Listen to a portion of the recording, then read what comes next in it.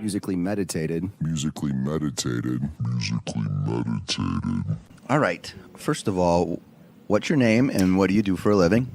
My name is Kathy Pozywio, and I work at Johnston Elementary School in Highland as a kindergarten assistant. Okay, awesome. And how did you meet Robin, and how did Robin get you involved in Superhero Training Day today? Okay, so I've known Robin since freshman year of high school. And I don't know if I contacted her or she contacted me. And once I did this song that I'm going to tell you about. Okay. Once I did this song, and she texted me and said, you need to come to this and you need to talk about it. And I'm like, oh, all right. Well, let me check with my son, who's in California, because I'm a big chicken when it comes to stuff like that.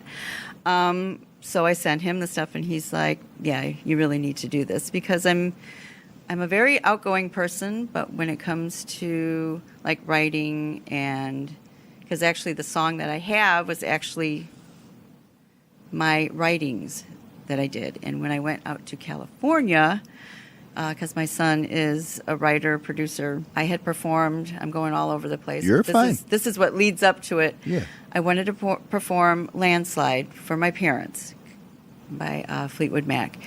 So did that. Another producer said, okay, she needs to get in here and she needs to write something.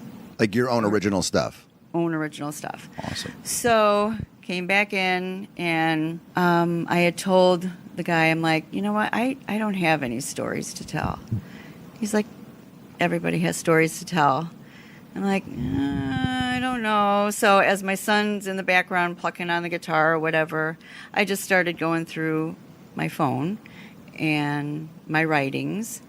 And I showed one of the things. I'm like, well, this is like what I write. And that's how the song just came about. Awesome. Yeah, it was crazy. You know, as far as music turning into somewhat of a hobby and a way to express yourself, was that something that helped you with stress, anxiety, and depression? Like, do you have a history of that, or was that a good release? I do have a history of that. How has it helped you with stress and anxiety and depression? I like to listen to music a lot, and because I do have depression, because I have lupus and a whole other bunch of other things that cause me pain and all this other stuff. So I like to listen to it. And actually, when I was younger, I always wanted to be a singer, but I chose to stay around here and take care of my parents, because that's like, you know, that's how I feel. That's how I was raised or whatever. But like with my son, he was into music, went to Columbia College, and I told him, you have to go where you need to go. Because he always asked me, he's like, why did you stay here? Why did you stay here? I'm like, well, because, you know, my parents are here and that's how it is. But I want you to pursue your dream. California is where you have to be. You can't do anything in Highland for this stuff. Yeah, you have to get outside your comfort zone, and Cali or Chicago is a perfect place to go. Yes. But California specifically. Yes. Right. And so when I went out there to do Landslide, because it took me probably about a year just to have the guts to do it. But by the time I was done performing it and listening to it back, I just like broke out in sobs. It was just like such a release, and it was just amazing. And then when we put my stuff, my writings to music, that was a whole different thing, you know, because it was my actual feelings coming through. And here it is going through a song, you know, that I'm getting to perform with my son as well. Oh, that's amazing. You know, so that was cool. So, yeah, music is just, it's great. I'm sure, as you probably do the same thing, different music for different, how you feel for that day. It's like how you feel for that day. And that's a good little segue, like for grief, as an example. You know, when you lose a loved one, you know, that song could bring you back to the good times. right, with that one. Or it could bring back some emotions of loss.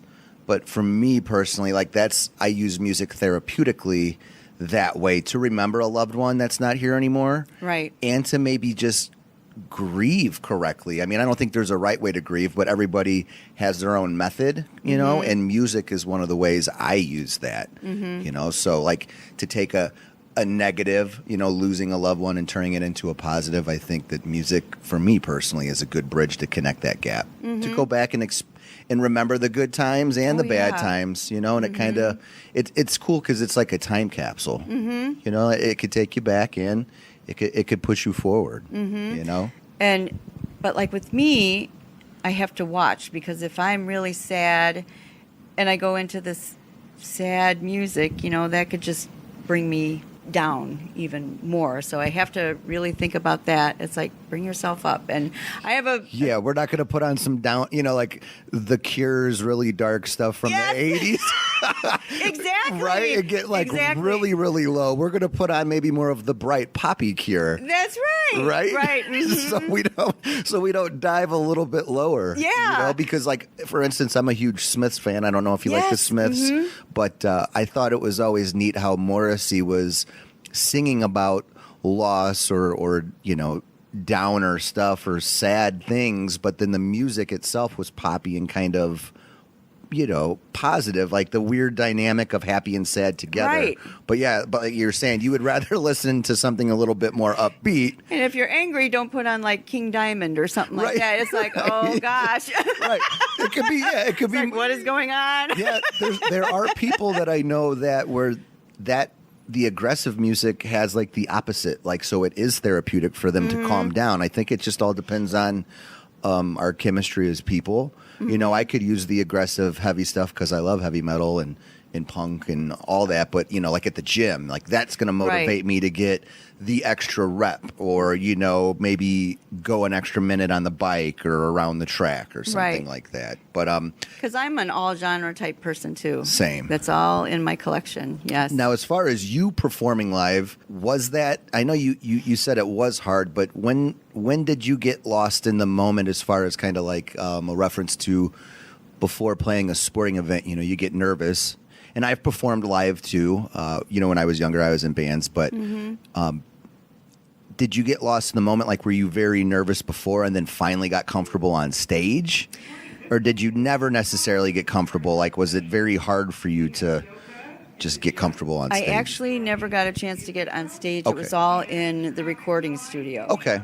But when I was talking to my son, it was like, okay, I'm going to have to be in the dark and in a corner. I don't want anybody seeing me because, you know, you guys produce great music and you have people come in here that sound awesome. And like my son was saying, you know, and this other producer was saying, you know what, we wouldn't be doing this and helping you out if we didn't think that you could do this and that it would sound good. So it took a couple tries and just to get comfortable, but I think I was in the studio for that one probably about, I want to say 6 hours.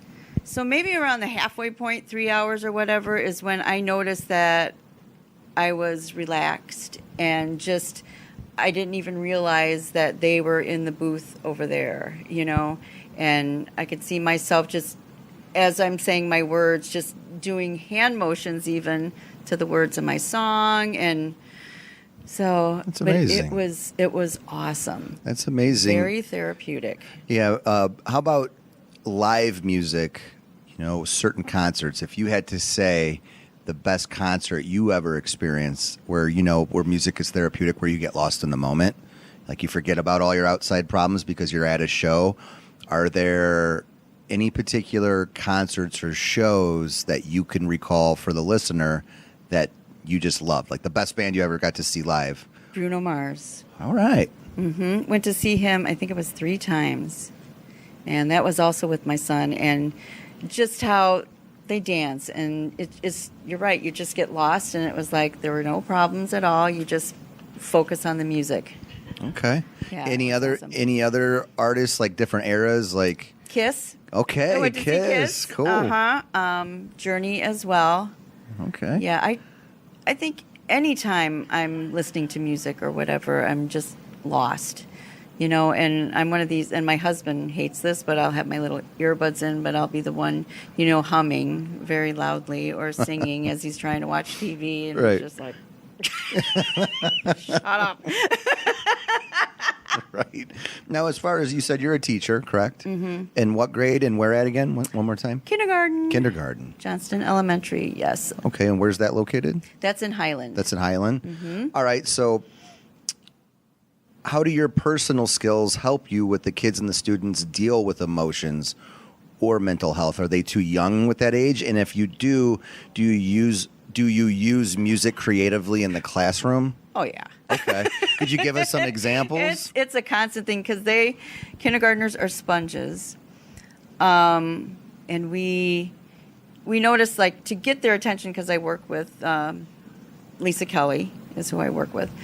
And they could be loud as ever, but if we just burst out into any kind of song, just not even, it can't even be in, may not be in tune or whatever. It's like all of a sudden they stop and focus on us, and they're quiet, and sometimes they sing along because they'll catch, this catchy tune that we have that the crazies made up in our minds. Okay. So, and I also made a song because I have a potbelly pig named Hamlet. Awesome. As a pet, right? As a pet. Cool. Mm-hmm. So I do a piggy song with them, and I have these little piggies, and it just talks about how the pig hears a bag, they're sleeping, he hears a bag of chips, and then he goes running. Awesome. And they pick up on that, and they request that a lot.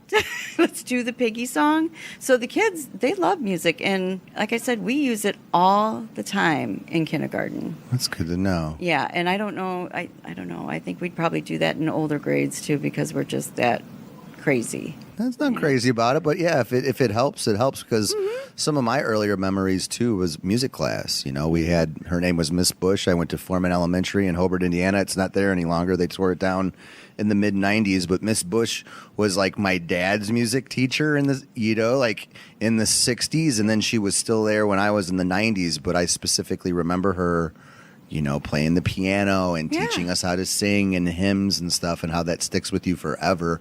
It's amazing. So that's cool that you guys are doing that, especially at the kindergarten level. Oh, yeah. They love it. They Awesome. love it. Well, Kathy, thank you for coming on. Thank you for having me. Yeah, and I will definitely share this with you. And when we get T-shirts made, I'll let Robin know, and I'll send them your way. That sounds good. All right. Thank you. Thank you. All righty. All right. What is your name? Could you introduce yourself for us, please, and what you do for a living? My name's Maureen Carroll, and I am actually a chemist. I do research and development. And then on the side, I often dress up in costume for volunteer events with kids. Okay, yeah, and you're here today as Wonder Woman, and that's awesome. And how did you meet Robin Sizemore? Like, did she reach out to you? Like, what's the backstory on that? Last year, I volunteered at the Girls on the Run 5K, and Robin saw me and immediately was like, I need you next year. Like, you have to be at my event. So really, I've been in contact with her for an entire year now, and she's just been so excited about this superhero Saturday that we're doing today. Okay, great. And what I'm doing today is I'm interviewing all of the guests that are coming in and helping out with the event today. And I'm focusing on how music kind of gets us through everyday struggles, depression, anxiety, anything stressful. So, using it as a hobby or doing what you're doing today, would you be able to share with us, do you suffer from any stress, anxiety, or depression? And if so, does music help you out through it? So I've actually struggled. It's kind of like a genetic thing for me, so it's really not like situational. But I've had depression pretty much my whole life and a lot of anxiety. Obviously, when you have more difficult situations, like a couple years ago, my husband deployed, it can always get a lot worse. And there are times where you just feel like you can't go on. And there's times where you're just kind of alone or lonely. And it's, those dull and void moments where music really lifts you up and lifts you out of those things. Even in the moments when you are surrounded by people, but you just feel totally by yourself, like you just feel disconnected from the world, music can kind of keep you grounded and kind of bring you back to reality, because a lot of times when you're feeling those moments, there's noise going on, but it's just this numbing void.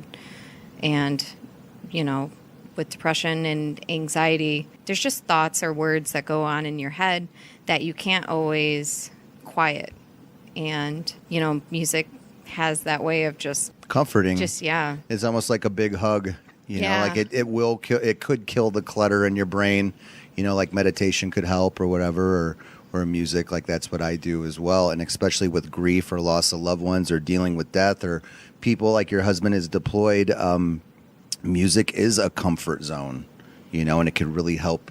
It could really help you in those times of need.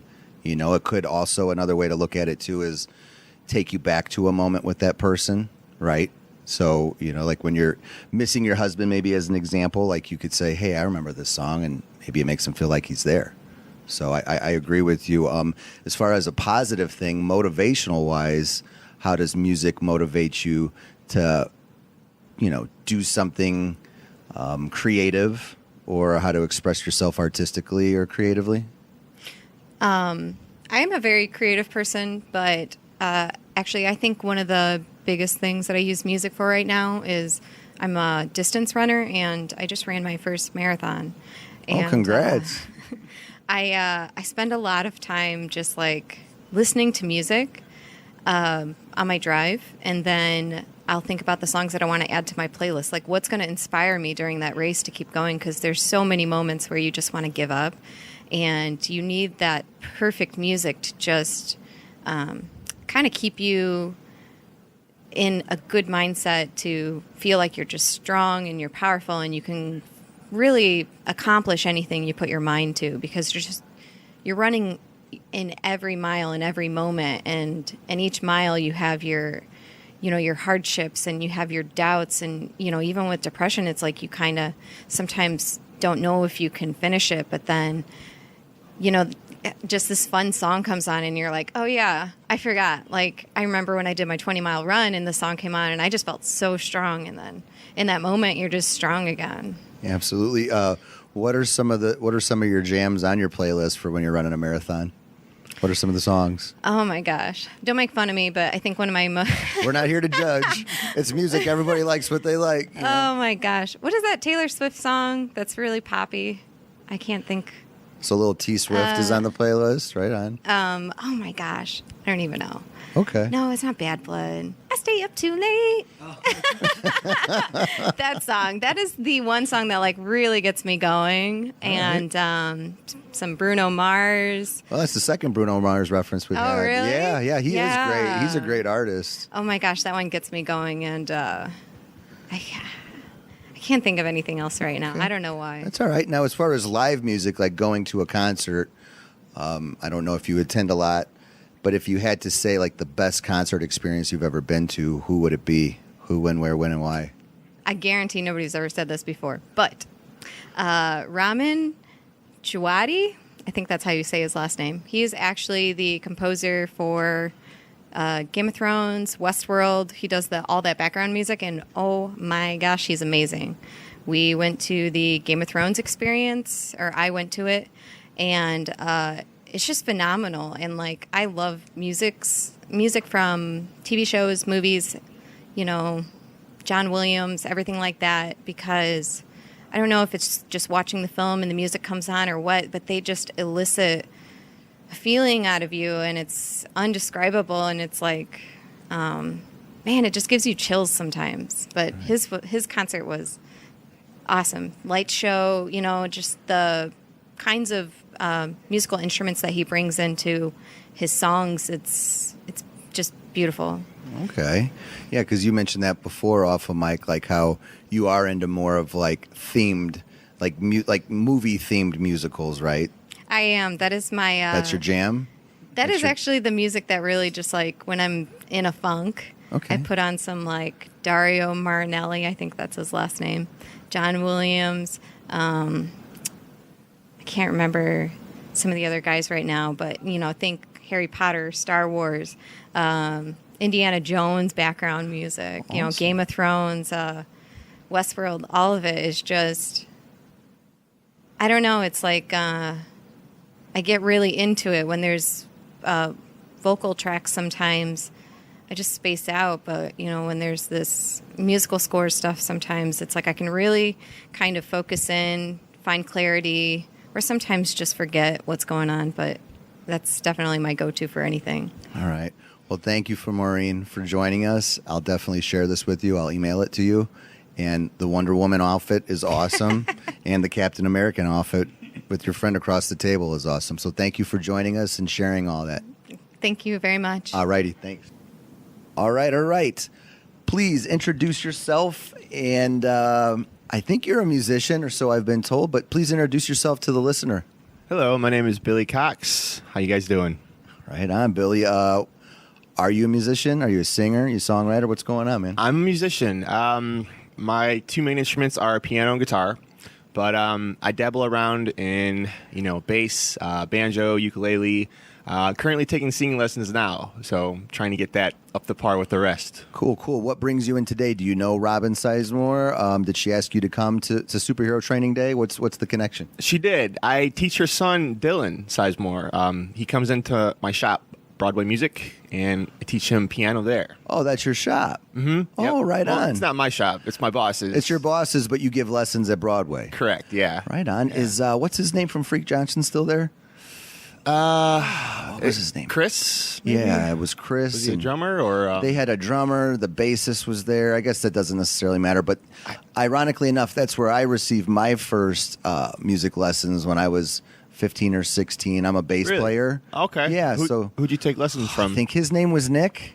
Nick Kazonis? Maybe, and he had Okay. I just remember he had like blonde curly hair, and he left to start doing music for commercials.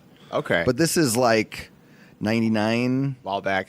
That While Freak back. Johnson name, it rings a bell, but Okay. the name's kind of hard to put with the faces. But Okay. yeah, there's a lot of good musicians in the area just kind of coming in and out, and it's cool when you get to talk to them, catch up, and just learn about them. Right. As far as any bands, are you in any bands right now that you'd like to plug? Yeah, I'm in a couple bands. I'm in an original band called Zombie Schoolboy, and we're it's kind of like pop punk rock. We're from Chicago. We play a lot of Chicago gigs, and then I have a cover band called Zodiac.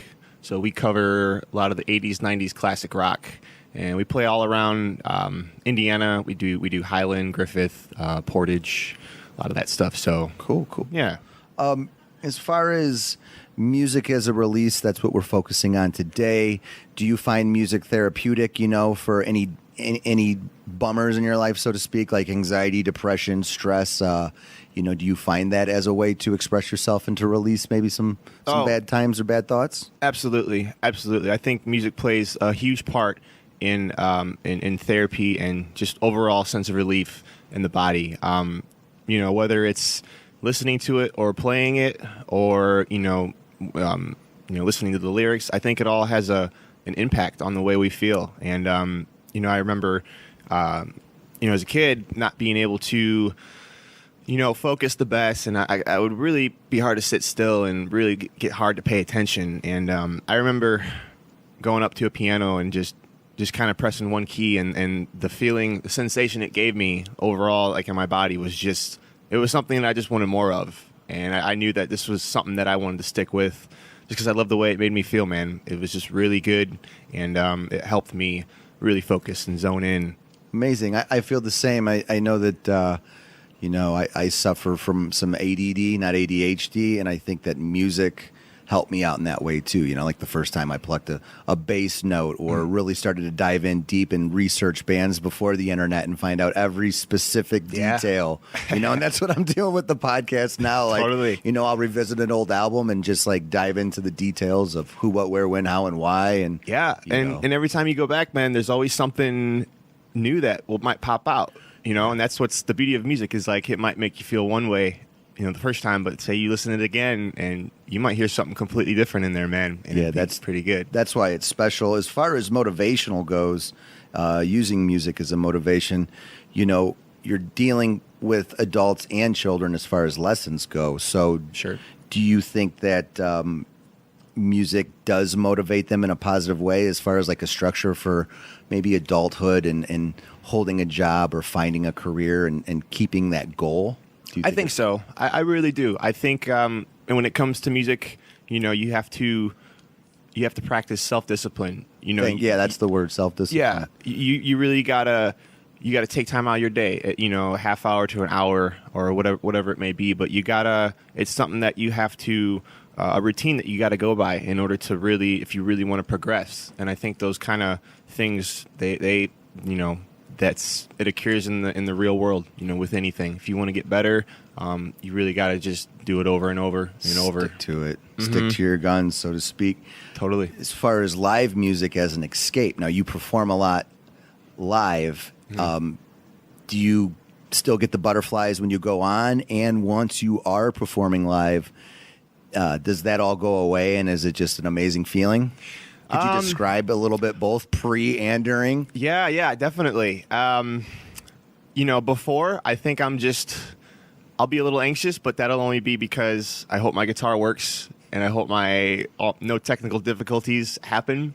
And once that happens, though, once it's rolling, man, and those people are having fun and dancing, that's really why I do it. I love to have, you know, people, you know, relate to what I'm playing and just be the party for them, I guess. You know, it's fun for me. I love it. I love playing and everything, but when you can reach out and spread that joy to the crowd and get them all moving, then that's what counts for me, man. That's what counts. Yeah, getting that energy back and forth, right? You know, Absolutely. They feed off of you, you feed off of them, and that's what's cool about live music. You know, because you can get lost in the moment and forget about all your problems, right? You can, absolutely. You really can. So what my next question is, 3 bands.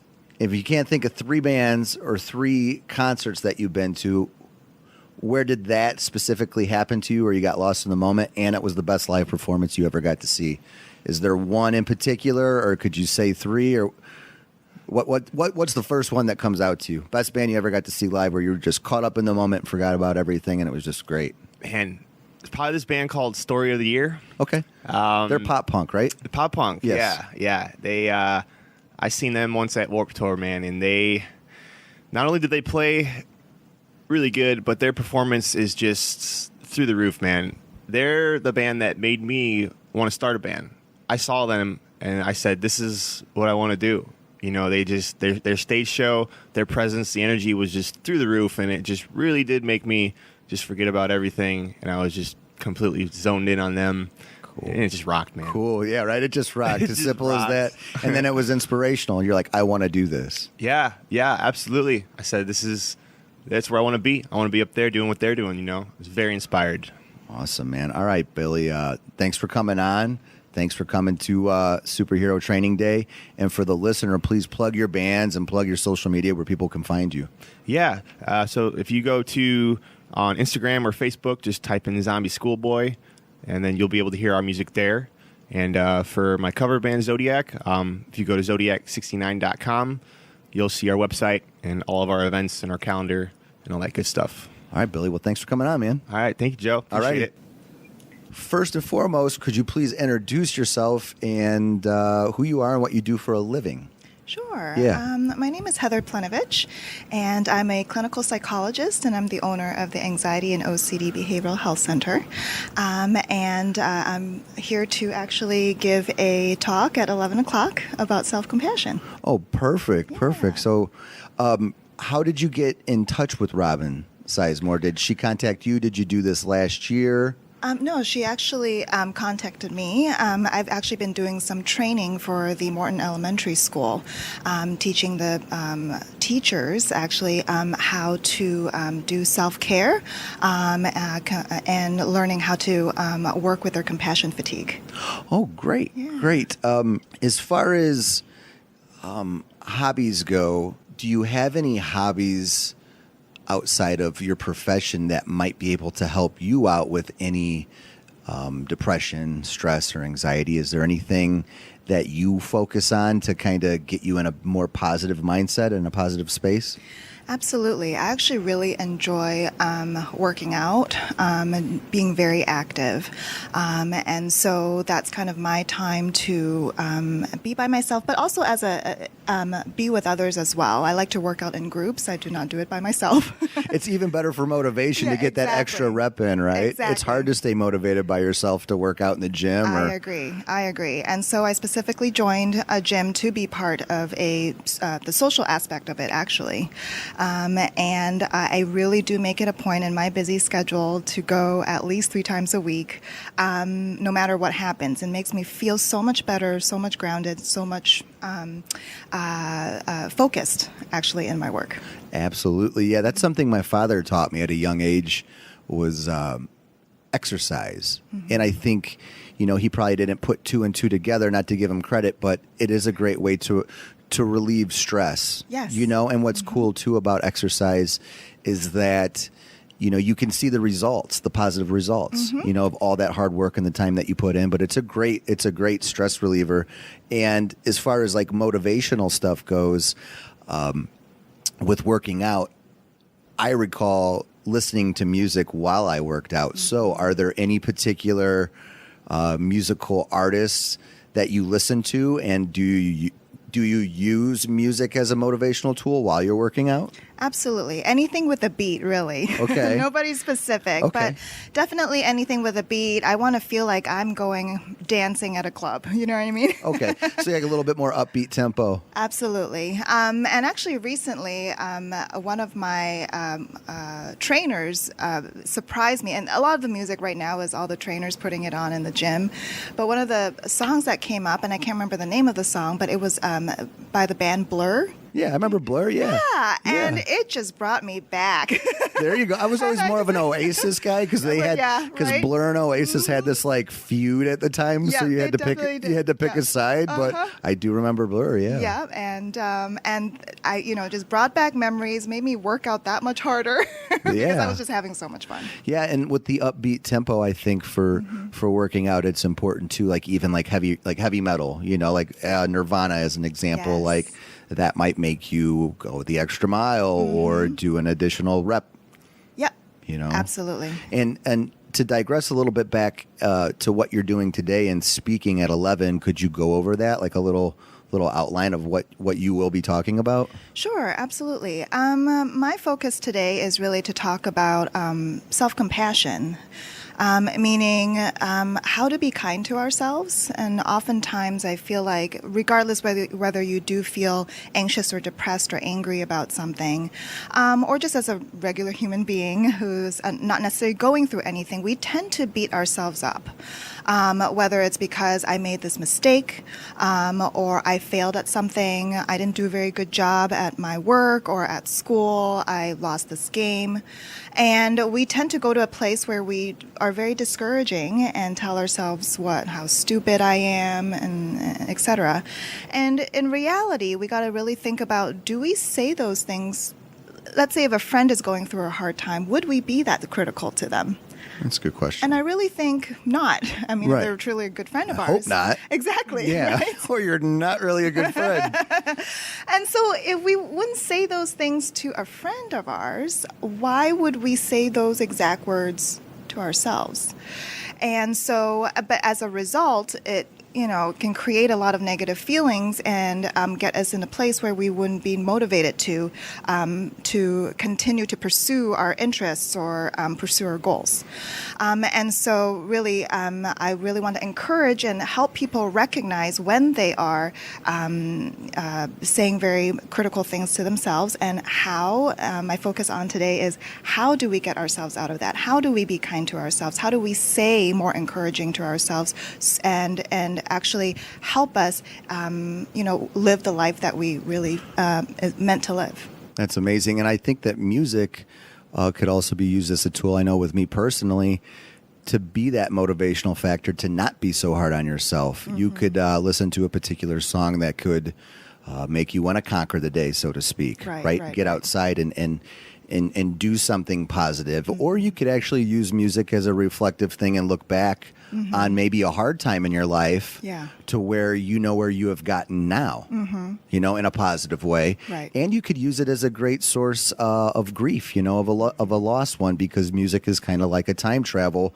to where you can go back to that time and relive it. Right. And then it could also help you get over it. I mean, that's how I personally use it. So I encourage people to use music any way they want to, but just a few different ways to think about it. Now, moving on to live music, I've been asking every guest so far, is there a particular band or a concert that you went to that you can recall where you were so involved into the live performance to where you forgot all of your problems? You know how music has that power where it can really capture your attention and you just forget about everything and anything? Was there ever a particular artist or show that you saw live? I've seen many shows, and most of them I'm very engrossed in. Music is a very big part of my life. But I can think of two shows in particular, if I can talk about two of them. You could talk about three. I've been asking everyone three, but But yeah, if there's three, like who, what, where, when, how, why? Sure. One that particularly stood out is I don't know if it's a lesser known band. I actually didn't know about them till I moved to the Chicago area, called Loa and Navarro. Okay. And I saw them. My husband introduced me to them, and it was a very small venue up in the north side of Chicago. One of the singers was actually going through a terminal illness at the time, and it was going to be his last show. Wow. Yeah. And the show just really moved me because of the courage he had. He was in a wheelchair. He was struggling in terms of projecting his voice. But it was so beautiful. It was so moving for him to see him go through the whole hour and a half. And it really was an amazing experience. And what venue was it at again in Chicago? Do you remember? It was in the north side, Okay. and I'm blanking on the name of the. That's all right. That's all right. There's so many venues. I love the Metro particular, like on the north side, right by Wrigley. It's a great place to see a show. All right. What's the second one? What's your second show? The second show was actually back when I was in college. I saw an outdoor show with Radiohead. And it was one of the most transforming experience for me. It was sunset, and the sun was kind of setting right behind them as they were performing. And their music can be fairly moody, but but uplifting at the same time. It's kind of hard to describe. And I was just very moved by the whole experience. I felt like I was in nature, but amongst other people, and just to experience the emotion of their music. Like a communal and a tribal experience almost. Yes. But then with the setting too, it even made it even better. Yes. And I'm sorry, there was the PA going over us, but you said Radiohead, correct? I did say Okay, Radiohead. I love Radiohead. Yeah. They're one of my favorite bands, and like you said, they could be very moody, but they could also be what's the word? They could be a little bit bright. They could be a little happy. Right. But then that was at Lollapalooza too, because I heard the PA. No, where did you say? This was apologize. actually back in Vancouver, where I grew up. Oh, wow. Okay, so Yeah. you're from Vancouver. Yes. What year was this when you saw Radiohead? This was possibly 1999. Oh, perfect timing. So yeah, that's like right after OK Computer. It was right around that time. And then what was it after that? Amnesiac? Yes, Oh, it was cool. right around that time. Oh, perfect time. That's like the was- prime time. It really was. I think that OK Computer, in my opinion, is definitely in the top 10 rock and roll best rock albums of all Top time. 5 for me. Yeah, I would say it's right there for me, like favorite records, period. Yeah. And I did get to see them twice live. I saw them recently at the United Center last year. They had like 2 shows. So I went to the first night, and it was one of the best live performances, like concert-wise, that I've seen in a very, very, very long time. And then the first time I got to see them, it was at what is it? It has a new name every year, like the First Midwest Bank Amphitheater. Oh, right. You know, over there by the Lime Quarry and Yeah, it's the called suburbs. Hollywood Amphitheater now. I Yeah, think. and I got to see them outside, and it was okay, but I don't think that their sound is very good for that particular outdoor venue. Gotcha. It was kind of all over the place, but Yeah. I love Tom York. I like how he gets involved in a lot of the certain, I don't know, green political issues that he does, but that's awesome. Yeah, no, it really was an amazing show at their peak, in my opinion. And OK Computer is one of those albums that I could listen to. It's very rare that I can listen to an entire album, but that one I can absolutely. Yeah, it's good from first track to the last. Agreed. Yeah, I agree. Well, I'm glad that we're both really big Radiohead fans. That's awesome to see. Now, as far as like your profession and with your personal skills, how does it, like what you do for a living, how does it help kids deal with emotions and in the proper ways to deal with mental health issues? And, does it spawn new creative outlets for you with each particular kid that you deal with when you learn something new? Like, does it ever, are you learning every day, so to speak? They inspire me every day. Okay. And every child is different. And every family, of course, is different. And so I really work with each family's dynamic and trying to figure out what their culture is like, and then work with that, of course. But what I do is cognitive behavioral therapy. So it's a very active kind of therapy. So meaning we sit down and really help the child, again, depending on what it is that they're coming in for. But if they're here for anxiety, for example, or worry or phobias, then I help them, recognize what it is that they're feeling, and helping them see what it is about the situation or that may be getting them to be so excessively worried about. Okay, and then we do something called exposure therapy, meaning we learn to confront and face the thing that they're afraid of. Okay, whether it's in story form, we might write worst case scenarios and kind of help their brain process their fear. Or we might actually go and confront the thing. Okay, so let's say if it's something a little bit more concrete, like I have dog phobia, we will definitely go bring a dog in and hang out with the dog. We might actually even start off with watching YouTube videos of dogs. Okay. If you truly are, afraid of dogs, that might be actually be a good place to start. And eventually we might, go to the pet store and stand kind of far away from the dogs and then eventually move towards the dogs. And then, eventually maybe go to the dog park, bring the dogs with us. But the idea, again, is learning to gradually confront your fears. And I think that's a really important skill to have, whether if you're a child or as an adult. Yeah. Mm-hmm. You got to go out there in the big world and take it head on. Exactly. And I think it's amazing now too. I would think that we're from the same age group, but when I was in elementary school in the 90s, like these events like today and just being open to mental health in general just wasn't discussed. It was more kind of, all right, your teacher diagnoses you with a problem. Here's Ritalin, or remember that was like the big pharma thing. Not to be negative, but I remember that was kind of more push. But now I think like with our generation and moving forward, mental health is something that is very important, and not only is it important, but it's okay to open up about it. Yes, it's very interesting how I even fell into this profession because, like you said, growing up, nobody really talked about mental health or psychology or as a psychologist being a profession for me. Right. And it wasn't until I went into college and discovered psychology did I think to myself, hey, maybe this is something that I could get into, but it was completely brand new for me at the time. Right. Well, thank you, Heather, for coming on. It was a great discussion, and I look forward to watching what you have to show us all at 11. Great, thank you. All right, thanks again. And hold on, can people find you on social media, or do you have a website that you would like to plug? Yeah, Yeah, we're on Facebook, we're on Twitter, and we are on LinkedIn. And on Facebook, you can look us up, anxietybehavioralhealth.com. Okay, thank you very much. Great, thank you. All right. I'm musically meditated. That's right. I'm musically meditated. That's right. I'm musically meditated.